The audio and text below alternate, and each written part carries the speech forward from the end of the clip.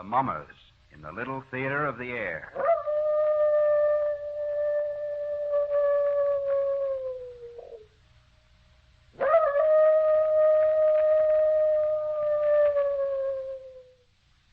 Now, the Hermit.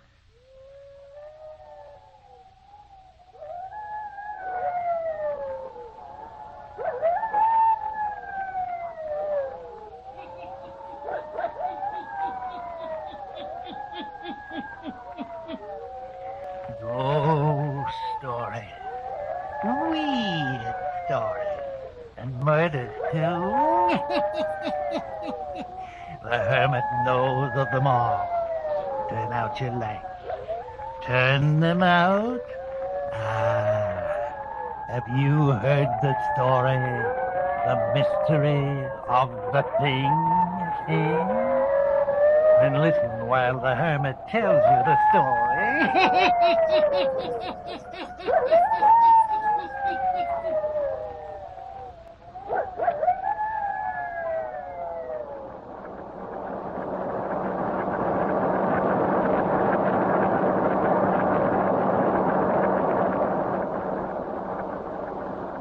Startling new development and mysterious disappearance of Dawn Forestier, beautiful wife of Dr. John Forestier.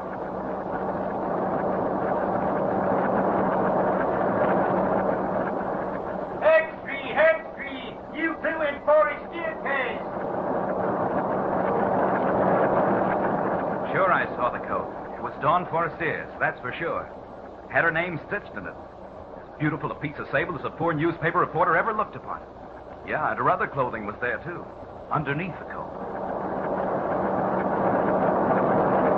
Hextree! Big foul play in Forestier case! Police hunt for body! Well, read it aloud, Clara. It is believed that the beautiful Dawn Forestier has been murdered. This morning, several hours after Dr. Forestier reported his wife missing, Sexton Rolfe Griggs of Green Cedar Cemetery found a bundle of clothing inside the cemetery gate, which has been identified as belonging to Mrs. Forestier. Oh, golly. In the burial ground. Readers of the Gazette will recall the dramatic circumstances which have surrounded Dawn Forestier since early this year. She was discovered one morning in the spring wandering in the park near Longview Hospital by Dr. John Forestier. Sure, I remember. Read all about it. She was a victim of amnesia. Oh, yeah. Yeah, that means you can't remember who you are or where you came from or anything. It tells all about it here in the Gazette. The doctor took her to the hospital. Yeah. And he named her Dawn. Uh-huh. And fell in love with her and married her. They never discovered who she was. It says here, it was thought at the time the beautiful woman who later became the bride of Dr. Forestier might have attended a masked ball or came from the stage. But no such person was ever reported missing. Sure. Don't you recall it, Clara? She was dressed in an old-fashioned gown, torn all to tatters. Yeah, and now she's disappeared again, as mysterious-like as she came. Gee, it's awful. You know, Clara, I kind of got it figured out. I'll bet she was the moll of some gangster who spirited her away and murdered her. Gee, murdered.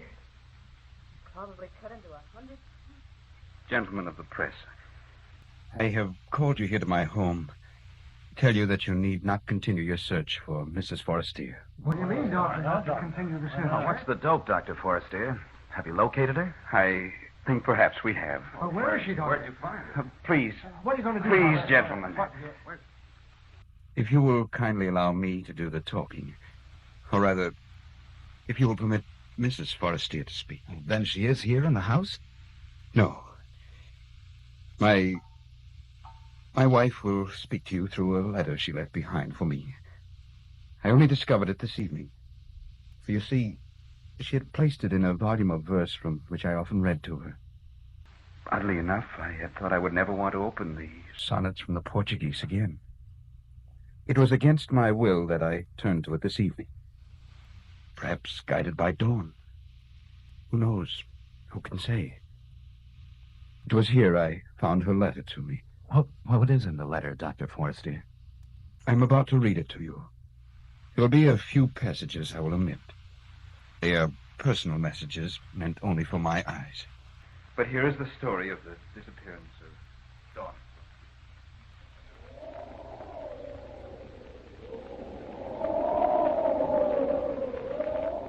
My darling John, this is going to be the most difficult and tragic hour of my life. For in this letter, I must say farewell to you, my devoted husband.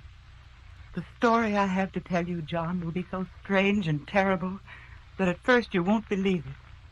But as you remember me, as you recall the circumstances of our meeting, how you found me dazed and wandering in the park one spring morning, how we've never known who I was or where I came from, then you will give more credence to my story. You named me Dawn because you found me at sunrise. Forrest, dear, because you loved me. We met in the dawn, my darling. But I must creep away from you in the darkness of the night. Oh, John, how I've loved you. And yet how disturbed I've been since I've lived here with you. I've tried to keep it from you, but your analytical mind and keen eyes have often noted my condition. You've repeatedly said... What is it, Dawn? What's wrong? Nothing, darling. Why? You know, dear, I often think it must have been during the night time that you were mistreated or abused by someone or something which brought about your amnesia. Why, John? Because it's always in the nighttime that you appear nervous and disturbed. Oh, John, you're imagining things. It was not you, John, who was imagining things. It was I. At least at first I thought it was a product of my imagination. It happened for the first time a few days after we returned from our honeymoon and had come here to live. You had left my room. I had turned off the light by my bed, prepared to sleep. First, I thought I must be dreaming. From a distance, I heard a singing wind, like the opening strains of a melody played on an organ. Something quickened within me. I seemed to know the melody. I thought to myself, everything is going to come back to me. I shall know who I was before I became Dawn Forrest here. I listened intently. And then as I was listening, my outer bedroom door seemed to light up. Yes, that's it, to light up. I sat up in bed.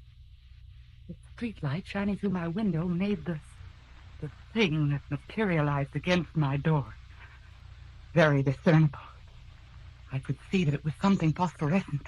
It glowed and shimmered in the half-light. Then I could see that it was taking a shape and form, the form of a human being. For many seconds I looked upon it, too frightened to speak. Finally I got out the word, "What are you?" There was no answer. When I spoke, it disappeared. In the morning I was convinced I'd dreamed it all. But the next night, the same thing occurred again. Once more I was aroused from a half-sleep by the music of the wind. The second time, the glowing figure seemed to be closer. I spoke again. "Who are you?" This time the figure didn't vanish so quickly after I'd spoken. It lingered a few seconds and then faded away like a picture on a screen. This materialization occurred for 7 consecutive nights. It was then, John, that I asked a favor of you. Remember? John? Yes, darling? Would you think it too bold of me if I asked if we might go away for the weekend? No, darling. I wish we could. I've noticed how nervous you've been the last few days. I'm sorry, dear. I don't know what it is. Don't let it distress you, Dawn. You're not entirely well, you know. Maybe some time before your nerves stop playing tricks on you. You're so helpful to me, John. I wish I might grant your request to go away for the weekend, but my work at present makes it impossible. Oh, it's all right, dear. It was only a suggestion. I'm really all right, so long as I have you. You had said it would be a long time before my nerves stopped playing me tricks. Oh, this was something to cling to. It was silly of me to get upset. No human figure really materialized in my room. It was my nerves playing me tricks. But The visitation didn't stop, John. Hearing the singing wind, having that glowing, shimmering thing appear in my room was continuous. And then came the thing that struck terror in my heart. This night I had fallen asleep.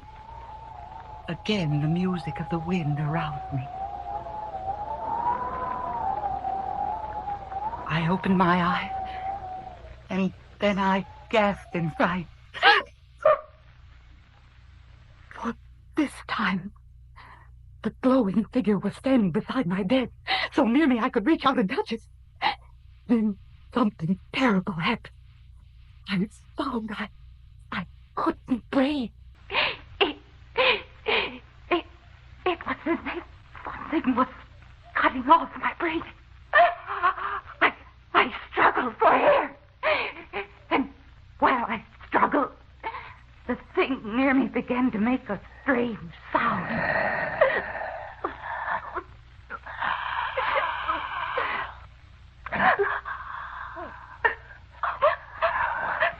Then I sensed what was happening.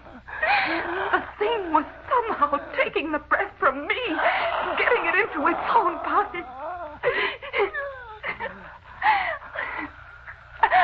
I must do something quickly. I sat up. I threw my arm out as if to push the thing away. I struggled to push it away. And as I touched it, I could feel something cold and gelatin-like. And then it disappeared. That was the night, John, that I screamed.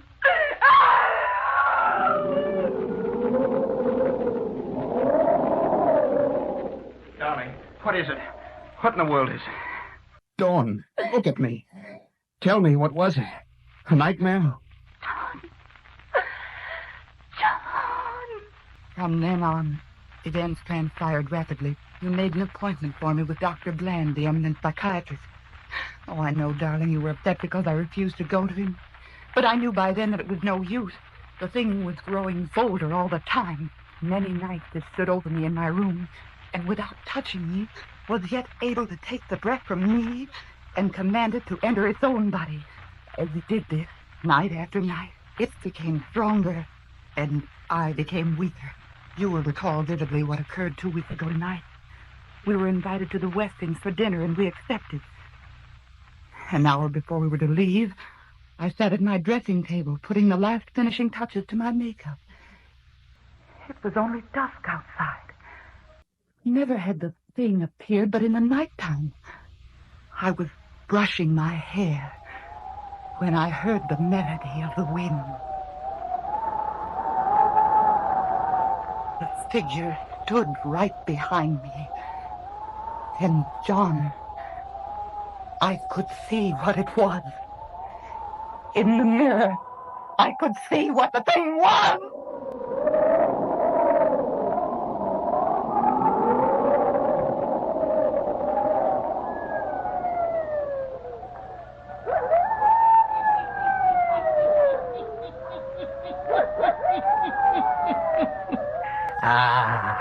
And what can be the thing that haunts and torments the beautiful Dean Forestier?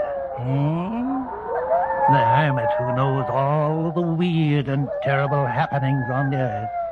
The hermit will tell you all before the night is done, yes. And now, the hermit.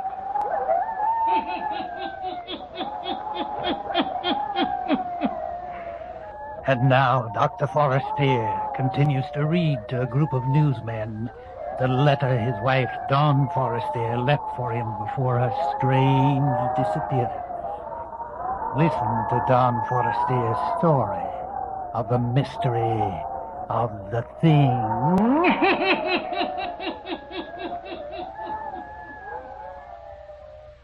This, John, is going to be the difficult part to make you believe. That as the thing stood behind me at the dressing table, I could tell what it was. We didn't go to the Westings for dinner. Instead, you put me to bed. I shouldn't have allowed you to accept, darling. You haven't been up to par for days.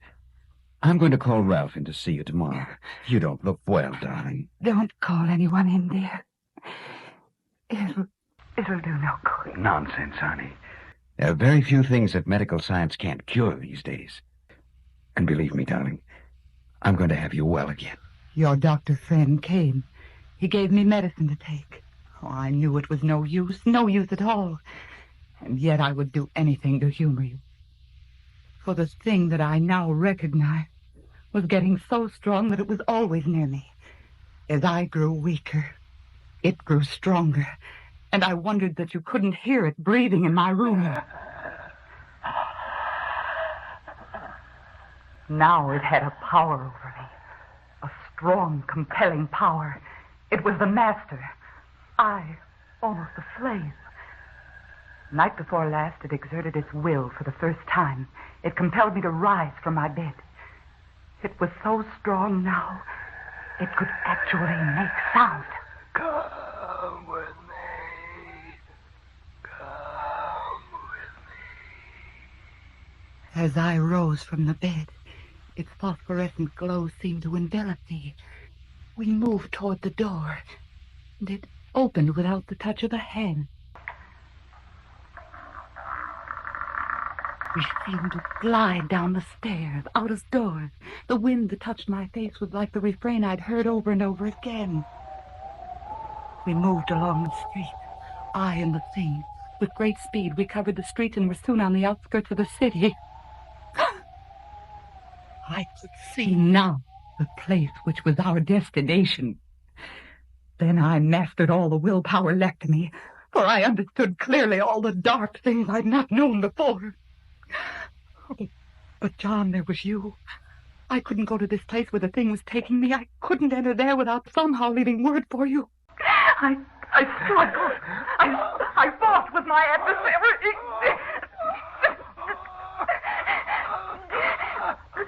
I was gaining. I broke away. Somehow I got breath and strength enough to return home and to my bed. Now comes the end of my story, and my farewell to you. Here, gentlemen, I will omit a page. It is personal. What happened to Dawn? Where is she? Since this morning, in the section at Green Cedar Burial Ground, found my wife's clothing. Permission has been granted by the state for me to check up on the material found in this letter. I've almost finished reading to you. I'm refraining from reading the last pages till we have made a visit to the cemetery. You men of the press will get in your cars and follow me. You may be able to complete and verify the information given to me by Dawn Forestier.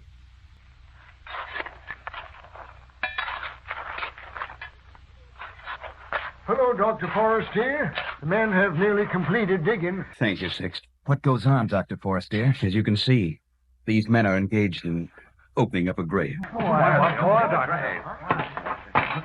We've come to the casket, Doctor. Very well, Sexton. If you'll please open the box. Yes, sir. Can you lift the casket out, boys? Right.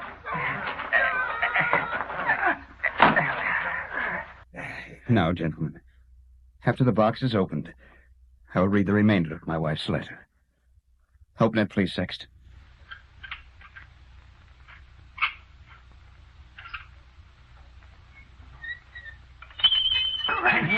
Great heaven. Dr. Forestier, great Scott, why have you opened this grave? Sexton, will you reach in and procure the diamond ring that lies in the coffin? Yes. Here it is, sir. This is my wife's ring, gentlemen. How did it get in this coffin? Here are the last pages of my wife's letter to me. Now comes the end of my story, and my farewell to you. John, I knew from the moment I saw the thing in the mirror of my dressing table. I knew from then on who and what it was. The first night I was strong enough to break away from it as it drew me to the gates of Green Cedar Cemetery. And I've spent my last day writing this letter to you. For tonight, the thing will appear again.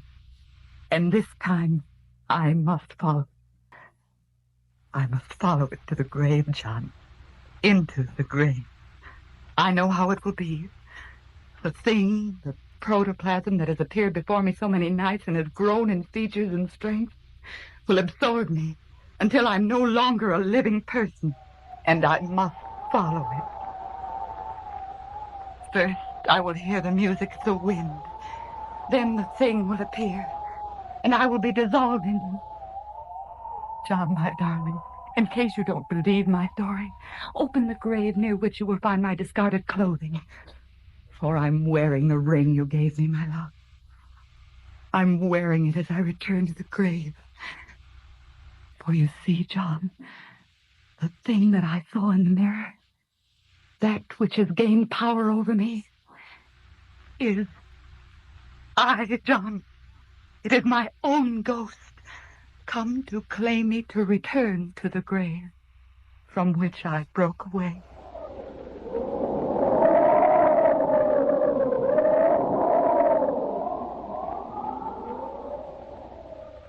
Ain't it awful, Clara? Could anyone believe such a terrible thing could happen on this earth?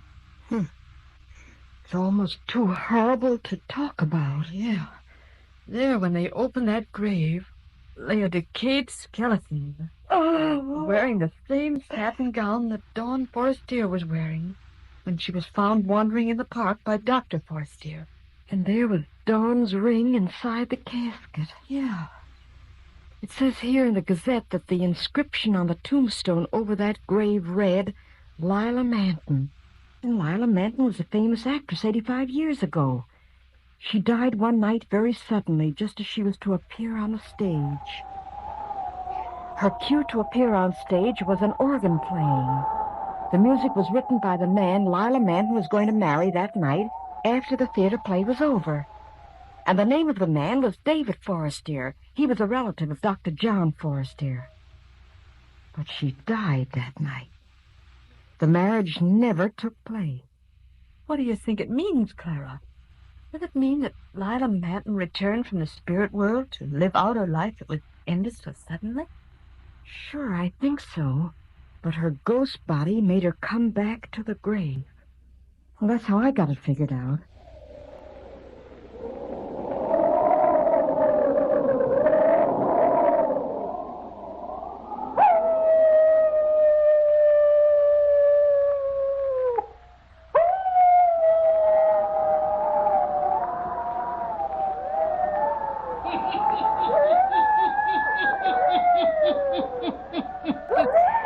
Yes.